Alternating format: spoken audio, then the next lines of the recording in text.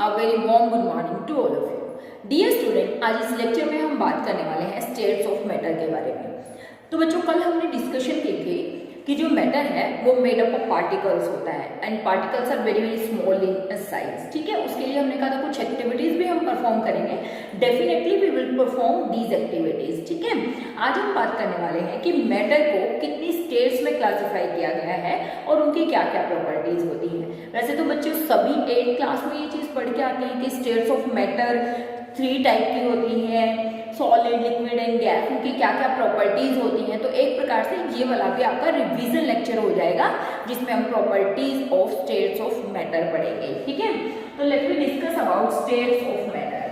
तो जो मैटर है it is classified into 3 type. One is solid, another one is liquid and third is gas. हालांकि अभी 9th class में हम 2 स्टेट्स ऑफ मैटर के बारे में और पढ़ेंगे, that is plasma and boss Einstein condensate. लेकिन उससे पहले हम इन तीनों की प्रॉपर्टीज को डिस्कस करेंगे। उसके लिए हम एक सेपरेट लेक्चर लेंगे छोटा सा, जिसमें हम प्लाज्मा और बोस आइंस्टीन कंडेंसेट की बात करेंगे, बीडीसी की। तो let me discuss about the properties of solid, liquid and gas. तो सबसे पहले बच्चे हम बात करते हैं किस चीज की, कि इनके जो पार्टिकल्स होते हैं उनके पार्टिकल्स का अरेंजमेंट कैसा होता है, पार्टिकल अरेंजमेंट। तो अगर हम बात करें सॉलिड के जो कॉन्स्टिट्यूएंट पार्टिकल्स होते हैं they are very closely packed, बहुत ज्यादा क्लोजली पैक्ड कॉन्स्टिट्यूएंट पार्टिकल्स होते हैं। दैट इज व्हाई हम कहते हैं कि सॉलिड्स क्या होते हैं, they are rigid in nature. Solids कैसे होते हैं, रिजिड का मतलब होता है बहुत ज्यादा कठोर होना, हार्ड होना। ठीक है ना, we can say solids are very hard. तो कॉन्स्टिट्यूएंट पार्टिकल के अरेंजमेंट की अगर हम बात करें तो क्या होता है, that is closely packed arrangement of constituent particle. ठीक है, they have very strong intermolecular forces of interaction. क्या बोलेंगे, स्ट्रॉन्ग इंटरमॉलिक्यूलर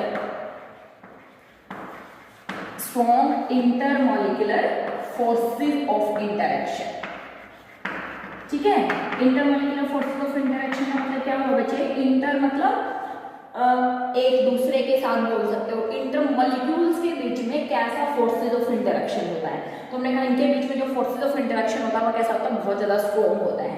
और ये स्पेस जो यहाँ पर बची हुई है, ये स्पेस जो आपको यहाँ पर दिखाई दे रही है, इस स्पेस को हमने पहले भी बात किया था, इसको क्या बोलते हैं, this is called intermolecular space. इस स्पेस को क्या बोलते हैं, इंटरमॉलिक्यूलर स्पेस। तो इंटरमॉलिक्यूलर स्पेस तो इनके अंदर बहुत कम होती है, और अगर हम बात करें इंटरमॉलिक्यूलर फोर्सेज ऑफ इंटरेक्शन बहुत ज्यादा हाई होते हैं, बहुत ज्यादा स्ट्रॉन्ग होते हैं। तो सॉलिड में कॉन्स्टिट्यूएंट पार्टिकल का अरेंजमेंट कैसा होता है, closely packed, they are very closely packed, they have very strong intermolecular forces of interaction and they have very less intermolecular space. ठीक है, now let me talk about the constituent particle of liquid. Liquid के जो particles होते हैं बेटा वो comparative to solid थोड़े दूर दूर होते हैं, है ना, they are not so closely packed as the particle of the solid. तो यहाँ पे जो इंटर पार्टिकल स्पेस होती है वो ज्यादा होती है और जो इंटरमॉलिक्यूलर फोर्सेज ऑफ इंटरेक्शन होते हैं वो कम होते हैं। And in case of gases the particles are even far apart from each other, that is why they are not rigid. ना ही लिक्विड रिजिड होते हैं, ना ही गैसेस रिजिड होती हैं। In fact liquids possess the property of fluidity and gases also possess the property of fluidity. Fluidity means बह सकते हैं, है ना। तो इनके बीच में जो इंटर पार्टिकल स्पेस होती है वो बहुत ज्यादा होती है, इंटरमॉलिक्यूलर फोर्सेज ऑफ इंटरेक्शन जो होते हैं वो बहुत ज्यादा कम होते हैं। ठीक है, now let me talk about second property. Particle arrangement के बाद हम सेकंड प्रॉपर्टी की बात करने वाले हैं। वो क्या, सबको मालूम है कि सॉलिड की क्या होती है, they have definite shape and volume. Definite shape and volume. Solids have definite shape as well as definite volume. सबको मालूम है कि कोई भी सॉलिड है, जैसे मैं स्ट्रोक की बात करूँ तो इसकी एक डेफिनेट शेप है, इसकी एक डेफिनेट वॉल्यूम है। आप इसकी शेप को बदल नहीं सकते हैं। इनफैक्ट अगर हम कहें डेफिनेट शेप एंड वॉल्यूम का कॉन्सेप्ट, तो हम कहेंगे, मैंने कहा कि इसकी शेप को हम बदल नहीं सकते हैं, लेकिन अगर आप किसी भी सॉलिड के ऊपर प्रेशर लगाते हो तो आप उसकी शेप बदल सकते हो। लेकिन जब वो प्रेशर आप रिमूव करेंगे तो वो सब्सटेंस क्या करेगा, अपनी शेप रीगेन कर लेगा। जैसे आपसे एक एग्जांपल दिया जाए, ठीक है, छोटा सा एग्जांपल हम यहाँ पर डिस्कस करते हैं। आपसे कहा गया कि rubber band is solid. Rubber band कैसा है, सॉलिड है नेचर में, लेकिन अगर आप रबर बैंड को स्ट्रेच करते हो then what happen, its shape changes, उसकी शेप क्या कहती है, बदल जाती है ना। लेकिन क्या रबर बैंड की शेप अपने आप चेंज हुई या आपने उसके ऊपर प्रेशर लगाया? तो आप कहेंगे कि हमने इसको स्ट्रेच किया था, हमने इसके ऊपर प्रेशर लगाया है। इसका मतलब क्या हुआ बच्चे कि सॉलिड्स की शेप बदली, लेकिन कब बदली, जब हमने उसमें प्रेशर लगाया। And when we release the pressure, जब आप उस रबर बैंड के ऊपर लगा हुआ प्रेशर रिलीज कर देंगे, you find that rubber band gain its original shape या regain its shape. It's mean that solids have definite shape and volume, but their shape and volume can be changed by applying pressure. But when we release the pressure, when we remove the pressure, they regain their original shape. You can take another example, जैसे आप sponge का example दे सकते हो। अगर आप क्या करो, sponge को क्या करो, कंप्रेस करो, तो you find that it can be compress, है ना। जबकि हमने तो कहा कि सॉलिड्स क्या होते हैं, they are rigid, they can not be compressed, not be compressed. Solid rigid होते हैं, सॉलिड की ये भी एक प्रॉपर्टी आप मान सकते हो कि सॉलिड को कंप्रेस नहीं किया जा सकता। लेकिन आप कहते हो कि स्पंज है, या आपने जो आपकी डस्टर बना होता है स्पंज का, उसको कंप्रेस करके देख सकते हैं, तो आप देखते हो स्पंज कैन भी कंप्रेस। तो ऐसा कैसे हुआ?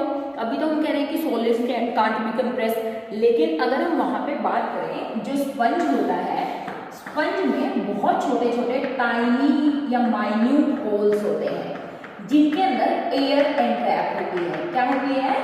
एयर एंट्रैप इन टाइनी होल्स, ठीक है। इन छोटे छोटे होल्स में एयर एंट्रैप होती है, और जब एयर एंट्रैप होती है, जब आप प्रेशर लगाते हो तो वो एयर बाहर निकल जाती है और स्पंज क्या होता है, कंप्रेस हो जाता है। लेकिन जैसे ही हम अपना प्रेशर रिलीज करते हैं, छोड़ते हैं उसके ऊपर प्रेशर जो हमने लगाया हुआ है, sponge regain it's original shape. इसका मतलब अगेन स्पंज भी अपनी शेप चेंज करता है, लेकिन कब? जब हम उस पर प्रेशर लगाते हैं, अदरवाइज स्पंज अपनी शेप चेंज नहीं करता है। इसका मतलब स्पंज की भी शेप कैसी होती है बेटा? डेफिनेट होती है, इट हैव डेफिनेट वॉल्यूम। तो ये प्रॉपर्टी सबको मालूम है ऑलरेडी कि sponge have definite shape and volume. Liquids में शेप फिक्स नहीं होती, shape is not fix, but volume क्या होती है? फिक्स होती है। वॉल्यूम क्या होती है? फिक्स होती है। क्यों? क्योंकि अगर मैंने कहा कि मेरे पास 10 ml वाटर है, ठीक है, how much water? We have 10 ml। उस 10 ml वाटर को अगर हमने एक ग्लास के अंदर डाल दिया तो वाटर क्या करेगा? It take the shape of the glass. लेकिन अगर हमने उसी पानी को चाइना डिश में डाल दिया तो it will take the shape of the china dish. अगर हमने इसको टेस्ट ट्यूब में डाल दिया तो it will take the shape of the test tube. Its mean that they have definite volume, fixed volume, क्योंकि हमने पहले फिक्स किया है, is 10 ml, it is also 10 ml, it is also 10 ml, but the shape is not fix, means they take the shape of the container in which they are kept, जिसमें उसको रखा जाएगा। And gases they do not have definite shape and volume. ना तो उनकी volume definite होती है और ना ही उनकी शेप डेफिनेट होती है, ठीक है। गैसेस की आप देखते हैं कि हमारे एटमॉस्फेयर में बहुत सारी गैसेस हैं, CO2 है, ऑक्सीजन है, नाइट्रोजन है, अलग अलग कंपोजिशन में होती है, लेकिन उनकी शेप और वॉल्यूम क्या नहीं होती? फिक्स नहीं होती है। तो ये बहुत सिंपल प्रॉपर्टी है जो आप 8th क्लास में भी पढ़ के आते हो, दैट इज कॉन्स्टिट्यूएंट पार्टिकल के अरेंजमेंट के बाद उनकी shape and volume. Then we talk about another property which is known as density. Density, तो बेटे अगर हम बात करें डेंसिटी क्या होती है? डेंसिटी रेशियो होती है किसकी? Mass by volume. Mass by volume. What is density? Density is mass per unit volume. Means कितना मास किसी भी कॉन्स्टिट्यूएंट पार्टिकल का है या किसी भी सॉलिड, लिक्विड या गैस का है पर यूनिट वॉल्यूम में, उसको हम क्या बोलते हैं? That is called density. Density को वैसे तो रो से रिप्रेजेंट किया जाता है ऐसे, लेकिन आप सिंपल D से रिप्रेजेंट करते हो, तो डेंसिटी क्या होती है? That is mass by volume, ठीक है। इसकी यूनिट क्या होती है? किलोग्राम पर डेसीमीटर क्यूब या किलोग्राम पर लीटर भी बोल सकते हो, ठीक है, या फिर ग्राम पर सेंटीमीटर क्यूब भी बोल सकते हो, ठीक है। ये इसकी ऐसा यूनिट है, किलोग्राम पर डेसीमीटर क्यूब या पर लीटर। ठीक है। तो यहाँ पर हमने बात करी कि डेंसिटी क्या होती है, मास बाय वॉल्यूम। अब हमें मालूम है कि क्योंकि मास सबसे ज्यादा किसका, सॉलिड के पार्टिकल सबसे ज्यादा क्लोजली पैक्ड होते हैं, इसका मतलब मास भी सबका मतलब सबसे ज्यादा किसका होगा, सॉलिड्स का होगा। तो its mean we can say density भी सॉलिड की सबसे ज्यादा होती है। लिक्विड्स की डेंसिटी इनसे कम और गैसेस की डेंसिटी इनसे और ज्यादा कम होती है। क्यों? क्योंकि वॉल्यूम तो गैसेस का बहुत ज्यादा हाई हो जाएगा, मतलब स्पेस तो बहुत ज्यादा है, वॉल्यूम तो बहुत ज्यादा है, लेकिन पार्टिकल्स तो उस जगह में बहुत कम है, यानी कि मास बहुत कम है। इसलिए डेंसिटी ऑफ गैसेस क्या होता है, कम होता है कंपैरेटिव टू लिक्विड। और लिक्विड से ज्यादा किसकी होती है, solids. It means that solid have highest density than liquid and then gases. लेकिन दो डिफरेंट सॉलिड में भी अगर आपसे पूछ लें तो वहां पे आपको एक प्रकार से ये देखना है कि किसका मास सबसे ज्यादा होगा। जिसका मास ज्यादा होगा उसकी डेंसिटी भी ज्यादा होगी, क्योंकि डेंसिटी जो होती है वो मास से डायरेक्टली प्रोपोर्शनल और वॉल्यूम के क्या होती है, इनवर्सली प्रोपोर्शनल होती है। ठीक है, तो density is mass per unit volume. Solids, liquid and gases they have a particular order of their density. ठीक है, then let me talk about diffusion. Diffusion, diffusion का मतलब क्या होता है बेटा, डिफ्यूजन का मतलब होता है intermixing of particles into each other. क्या होता है diffusion, intermixing of particles into each other. जैसे मैं बिल्कुल सिंपल एग्जांपल आपको देती हूँ। हमने क्या किया, एक बकेट ली हुई है, ठीक है, जिसमें हमने पानी डाला हुआ है। अब हमने क्या किया, इसके अंदर डेटोल मिक्स कर दिया। ठीक है, घर पे लाइजोल, डेटोल ये डाल के हम घर पे फ्लोर को क्लीन करते हैं ना, तो वहां पे जब इसके अंदर डेटोल डाला गया तो आप देखते हो कि डेटोल के पार्टिकल बहुत आसानी से इसके अंदर इंटरमिक्स हो जाते हैं, है ना। तो that process of intermixing of particles into each other is known as diffusion. ठीक है, या नॉर्मली आप एग्जांपल देख सकते हो, देखिए हमारे एटमॉस्फेयर में बहुत सारी गैसेस हैं और वो सारी की सारी गैसेस एक दूसरे में बिल्कुल इंटरमिक्स हो रखी हैं। Again you can take example कि आपने ग्लास वाटर लिया और उसके अंदर आपने इंक डाल दिया, या फिर आपने उसके अंदर हनी डाल दिया, या फिर आपने उसके अंदर अल्कोहल डाल दिया, तो वो आपस में क्या हो जाएंगे, एक दूसरे के साथ इंटरमिक्स हो जाएंगे। तो डिफ्यूजन का मतलब होता है intermixing of particles into each other. तो जो सॉलिड्स होते हैं बेटा, क्योंकि उनमें इंटर पार्टिकल स्पेस लीस्ट होती है, दैट इज वाई सॉलिड्स में डिफ्यूजन की टेंडेंसी नहीं होती है। ठीक है, अगर होती है तो ना के बराबर। Liquids they have high tendency of diffusion, क्योंकि लिक्विड एक दूसरे में बहुत आसानी से डिफ्यूज कर जाते हैं। And gases have maximum tendency of diffusion, gases की टेंडेंसी बहुत ज्यादा हाई होती है एक दूसरे में इंटरमिक्स होने की। तो यहाँ पे हम बोल सकते हैं कि गैसेस में मैक्सिमम डिफ्यूजन होता है, सॉलिड्स में लीस्ट डिफ्यूजन होता है। ठीक है, let's talk about fluidity. Fluidity का मतलब है tendency to flow, tendency to flow. ठीक है, इसीलिए जो लिक्विड्स है, लिक्विड्स को हम जनरली फ्लूइड्स भी बोलते हैं। लिक्विड्स को हम जनरली क्या बोलते हैं, फ्लूइड्स, है ना, बोल देते हैं कि ये फ्लूइड्स हैं सारे के सारे। जैसे मैं कह लूँ अल्कोहल है, फ्लूइड में कंसीडर होता है, या फिर बेंजीन है, तो लिक्विड्स को जनरली फ्लूइड्स भी बोल देते हैं। तो फ्लूइडिटी टेंडेंसी टू फ्लो, तो सबको मालूम है कि जो सॉलिड्स होते हैं they have least tendency to flow, बहते नहीं है सॉलिड्स का मतलब, सॉलिड्स तो क्या होते हैं, रिजिड होते हैं, they are hard, they have no tendency to flow. लेकिन जो लिक्विड्स होते हैं वो फ्लो करते हैं। जैसे मान लिया अगर मैं यहीं पर ग्लास से पानी यहाँ पर गिरा दूँ तो आप कहेंगे कि पानी क्या करेगा, बहकर नीचे की तरफ आना शुरू करेगा। सिमिलरली अगर किसी सरफेस पर आप वाटर डाल दें, अल्कोहल डाल दें, पेट्रोल डाल दें, कि कोई जूस डाल दें, तो आप देखोगे वो क्या करेगा, इट स्टार्ट टू फ्लो। ठीक है, and gases they have maximum tendency to flow, क्योंकि गैसेस के बीच में इंटर पार्टिकल स्पेस बहुत ज्यादा होता है, इंटरमॉलिक्यूलर फोर्सेस ऑफ इंटरेक्शन बहुत कम होते हैं। तो gases have maximum tendency to flow, the liquid, और लीस्ट टेंडेंसी किसके अंदर होती है, सॉलिड्स। मीन सॉलिड्स जो है वो फ्लो नहीं करते हैं। ठीक है, because they have very compact structure, they have very strong intermolecular forces of interaction. Now let me talk about another property that is kinetic energy of the particle. देखिए हमने बात करी थी कल परसों भी कि काइनेटिक एनर्जी का मतलब क्या होता है, that is energy possessed by the particle because of their motion. Motion के कारण पार्टिकल में जो एनर्जी होती है उसको बेटा हम क्या बोलते हैं, काइनेटिक एनर्जी। जैसे मैं बात करूँ, एक चलता हुआ जो पंखा है, फैन जब चलता है तो उसके अंदर जो एनर्जी है उसकी मोशन के कारण है, तो उसको हम क्या बोलेंगे, that is called kinetic energy. ठीक है, तो काइनेटिक एनर्जी की अगर हम बात करें, क्योंकि हमने कहा कि पार्टिकल्स जो होते हैं सॉलिड्स के वो तो ज्यादा क्या रहते हैं, रिजिड रहते हैं, इसका मतलब उनमें टेंडेंसी टू फ्लो तो बिल्कुल कम है, तो we can say kinetic energy of solids is very less. Liquids can flow, इसका मतलब उसके पार्टिकल क्या करते हैं, एक जगह से दूसरी जगह रैंडमली मूव कर सकते हैं, तो इसका मतलब they have more kinetic energy. And gases still have least intermolecular forces of interaction, they have more tendency to flow, its mean that they have more and more kinetic energy. तो kinetic energy का भी वही order रहेगा जो fluidity का रहेगा।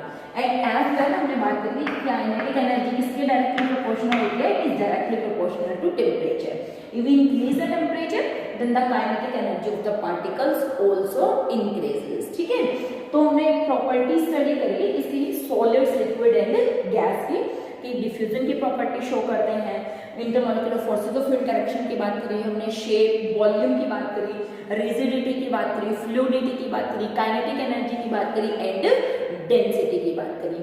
तो student these are some of the general properties of solid, liquid and gases. मान लिया बेटा एक क्वेश्चन आ जाए, आपसे कहा जाए कि अभी हमने बात करी कंप्रेसिबिलिटी की, कि सॉलिड्स में लीस्ट होती है, लिक्विड्स में और गैसेस में हाई होती है। आपको कह दिया with the help of an activity express that solids are least rigid या maximum rigid and less compressible while gases have maximum compressibility. तो आप उसको कैसे प्रूव करेंगे? तो बच्चे अगर आप आपके एनसीईआरटी रीड करेंगे तो वहां पर आपको एक बड़ी सुंदर एक्टिविटी दी हुई है, जिसमें हमें दिया गया है 3 सिरिंजेस। ठीक है, सिरिंजेस, इंजेक्शंस दिए हुए हैं 3, है ना, और उन सिरिंजेस में आपसे बोला गया है कि आप क्या करिए, पीछे जो पोर्शन लगा होता है उसको हम बोलते हैं दैट इज कॉल्ड पिस्टन। ठीक है ना, क्या बोलते हैं, पिस्टन। जैसे ये सिरिंज है हमारी, हालांकि बहुत सुंदर नहीं बनी है, लेकिन आप सबने सिरिंज देखी होगी, इंजेक्शन तो सबने लगवाया है ना। तो ये जो पीछे वाला पोर्शन होता है जिसको हम पुश करते हैं उसको हम बोलते हैं पिस्टन। ये पोर्शन होता है जिसमें दवाई डली होती है और आगे हमारी सिरिंज होती है। तो हमें क्या करना है, आगे जो पिन होती है उसको निकाल के और यहाँ पर नोब लगा के इसको बंद कर देना है, कोर्क लगा के इसको बंद कर देना है। ठीक है, देन हमें क्या करना है, एक सिरिंज के अंदर आप क्या करिए, कोई भी सॉलिड डाल दीजिए। You can take chalk, in fact chalk के छोटे छोटे पीसेस करिए और आप सिरिंज में डाल दीजिए। ठीक है, दूसरी के अंदर हमें कुछ नहीं डालना है, दूसरी को हमें खाली रखना है।